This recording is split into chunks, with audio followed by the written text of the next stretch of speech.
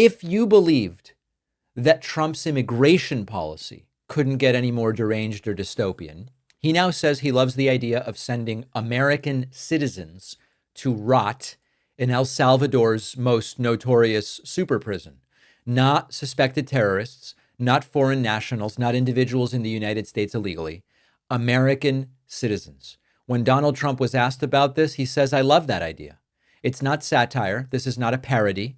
This is Donald Trump in 2025 openly floating the idea of deporting people born in the United States, American citizens, to be imprisoned in El Salvador. Listen to this. El Salvador, the president there said he would be willing to take American citizens in the federal prison population. Is that one of the ideas you're going to be discussing? Well, I love that. If we could take some of our 20-time wise guys that push people into subways and that hit people over the back of the head and that purposely run people over in cars, if he would take them, I'd be honored to give them. I don't know what the law says on that, but I can't imagine the law would say anything different. He can't imagine the law would interfere with this idea. They can house these horrible criminals for a lot less money than it costs us.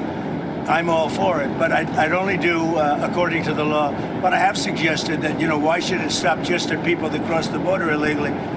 We have some horrible criminals, American grown and born. And if we have somebody that bops an old woman over the head, if we have somebody that is in jail 20 times and goes back and shoots people all over the place and then has a bad judge or a bad prosecutor that do nothing about him, all they worry about is politics, they don't worry about that. I think if we could get El Salvador or somebody to take them, I'd be very happy with it, but I have to see what the law says. Okay. What Trump is proposing is completely illegal and unconstitutional. And of course, Trump only cares about the law and the Constitution to the extent that he can use it or ignore it to get out of investigations and consequences for crimes and wrongdoing. That's all, okay? Under the 5th and the 14th Amendments, American citizens are entitled to due process and to equal protection under the law. At its core, you don't get to disappear someone because you don't like them, but you also don't get to outsource your prison system to a foreign authoritarian regime because it's cheaper or you think it's a harsher punishment. And the Supreme Court has explicitly ruled that the government cannot exile American citizens under any circumstances. Now, the key precedent comes from Afroyim v. Rusk from 1967. And in that decision, the court ruled that American citizens can't involuntarily be stripped of citizenship or removed from the country. The 14th Amendment guarantees citizenship and its protections. In our country, the people are sovereign and the government cannot sever its relationship to the people by taking away their citizenship. Now, you might say, well, you could ship them somewhere else. They're still citizens. They get to come back after serving their prison sentence. No, the Supreme Court says you can't do that. You can't ship citizens to a foreign country for imprisonment. That's called exile, and it is banned.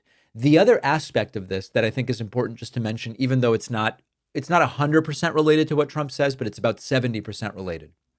The Alien Enemies Act, which is the pretext that at the 40,000 foot level is being used to justify these roundups and deportations. It does not apply to U.S. citizens to say the Alien Enemies Act will be used in that way. Trump's administration is saying the 1798 Alien Enemies Act allows the president to detain and remove non-citizens from hostile nations during wartime. We don't even believe that he is appropriately using it with regard to non-citizens. But there's a few problems with it with regard to Trump's idea of El Salvador for citizens. Number one, you can't use it on U.S. citizens. That is why federal judges are getting involved here and are very concerned. The Eighth Amendment, which bars cruel and unusual punishment, realistically would also bar sending citizens to CCOT in El Salvador. This is a prison that's been condemned for inhumane conditions, forced labor, no legal representation, no contact with the outside world, physical abuse, psychological abuse. We know that. If the U.S. government knowingly sends citizens into that environment, it's not just deportation, it's a form of cruel and unusual punishment, which the Eighth Amendment specifically forbids. And then finally, there is no statutory authority to pay a foreign country to imprison American citizens. That you're not allowed to do it. Congress has not passed any law giving the executive branch that power. And of course, we know that despite claiming to be a conservative, whatever that even means at this point, small government, all this stuff, Trump has sort of pushed for, or grabbed, better said, more executive power than any president in recent history. Now, I hate to say this. I hate that I'm in a position to have to admit this. What does it mean that something is illegal if no one stops you from doing it, and if there's no consequence or punishment for that thing? And that is a terrifying, terrifying reality right now. So many different VPNs reach out to me wanting to advertise on the show, and I always turn them down because most of them do not pass the sniff test. Most VPNs are all owned by the same big mysterious company. They log your internet activity so they can sell it or give it to law enforcement. And these VPNs are just out to make a buck without really protecting your privacy.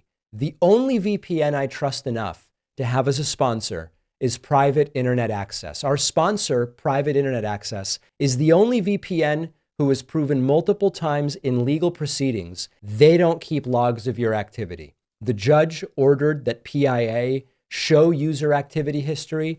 Each time they demonstrated they don't have the records. That no log policy is also independently audited by Deloitte. And PIA is also open source. So you can also see in the code that none of your activity is being logged. And you can protect unlimited devices with just a single account. Private Internet Access is giving my audience 83% off, which is just $203 a month, plus 4 extra months for free. Go to piavpn.com/Pacman. The link is down below.